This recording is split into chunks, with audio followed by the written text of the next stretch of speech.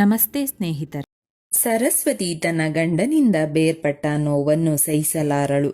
ತನ್ನ ಗಂಡನನ್ನು ನೆನಪಿಸಿಕೊಳ್ಳದೆ ಉಸಿರು ಬಿಡಲು ಸಾಧ್ಯವಾಗದ ಕಾರಣ ಪ್ರತಿ ಜೀವಿತ ಕ್ಷಣವೂ ಅವಳಿಗೆ ಹಿಂಸೆಯಾಗಿತ್ತು. ತನ್ನ ಗಂಡನಿಂದ ಎಲ್ಲ ಶಾಸ್ತ್ರಗಳನ್ನು ಕಲ್ಪಿಸಲ್ಪಟ್ಟಿದ್ದರೂ ಮತ್ತು ಆತ್ಮಹತ್ಯೆ ಬಹಳ ದೊಡ್ಡ ಪಾಪ ಎಂದು ತಿಳಿದಿದ್ದರೂ ಅವಳು ಬೇರ್ಪಡುವಿಕೆಯ ವೇದನೆಗಿಂತ ನರಕದ ಹಿಂಸೆಯನ್ನು ಇಷ್ಟಪಟ್ಟಳು. ಅವಳು ಬಾವಿಗೆ ಹಾರಿ ಆತ್ಮಹತ್ಯೆ ಮಾಡಿಕೊಂಡಳು. ತನ್ನ ಪಾಪದ ಗಂಭೀರ ಸ್ವರೂಪದಿಂದಾಗಿ ಅವಳು ಪ್ರೇತಳಾದಳು. ಪ್ರೇತವಾಗಿಯೂ ಅವಳ ಏಕೈಕ ಬಯಕೆ ತನ್ನ ಗಂಡನನ್ನು ನೋಡುವುದಾಗಿತ್ತು. ಆದ್ದರಿಂದ ಅವಳು ಮಾತೆಯ ಬಳಿಗೆ ಹೋದಳು. ತನ್ನ ದೈವಿಕ ಗ್ರಹಿಕೆಯಿಂದ ರಾಯರು ಸರಸ್ವತಿಯ ಉಪಸ್ಥಿತಿಯನ್ನು ಗ್ರಹಿಸಿದರು.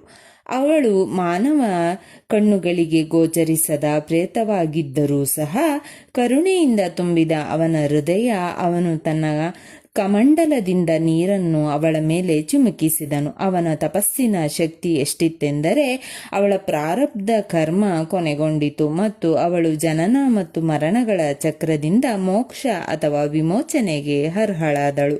ಇದು ಒಂದು ಉದಾತ್ತ ಆತ್ಮಕ್ಕೆ ಸಮರ್ಪಿತ ಮತ್ತು ನಿಸ್ವಾರ್ಥ ಸೇವೆಯ ಜೀವಿತಾವಧಿಗೆ ಅವಳ ಪ್ರತಿಫಲವಾಗಿತ್ತು. ಇಂದಿಗೂ ಸಹ ಸಾಂಪ್ರದಾಯಿಕ ಮನೆಗಳಲ್ಲಿ ಒಂದು ಪುಣ್ಯಕರ ಸಂಪ್ರದಾಯವನ್ನು ಆಚರಿಸಲಾಗುತ್ತದೆ. ಅಂದರೆ ಶುಭ ಸಮಾರಂಭಗಳ ಸಮಯದಲ್ಲಿ ವಿವಾಹಿತ ಮಹಿಳೆಯರನ್ನು ವಿಶೇಷವಾಗಿ ಗೌರವಿಸಲಾಗುತ್ತದೆ. ಇದು ಮೂಲತಃ ಸರಸ್ವತಿಯ ಸ್ಮರಣೆ ಮತ್ತು ಅವಳ ಮಹಾನ್ ತ್ಯಾಗವನ್ನು ಗೌರವಿಸುವ ಉದ್ದೇಶವಾಗಿದೆ.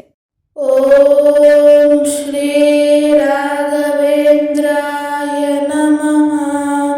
ಸ್ನೇಹಿತರೆ, ಈ ವಿಡಿಯೋ ಇಷ್ಟವಾದಲ್ಲಿ ಲೈಕ್, ಶೇರ್ ಅಂಡ್ ಕಾಮೆಂಟ್ ಮಾಡಿ. ಮುಂದಿನ ವಿಡಿಯೋಸ್ಗಳಿಗಾಗಿ ಚಾನಲ್ ಅನ್ನು ಸಬ್ಸ್ಕ್ರೈಬ್ ಮಾಡಿ. ಧನ್ಯವಾದಗಳು.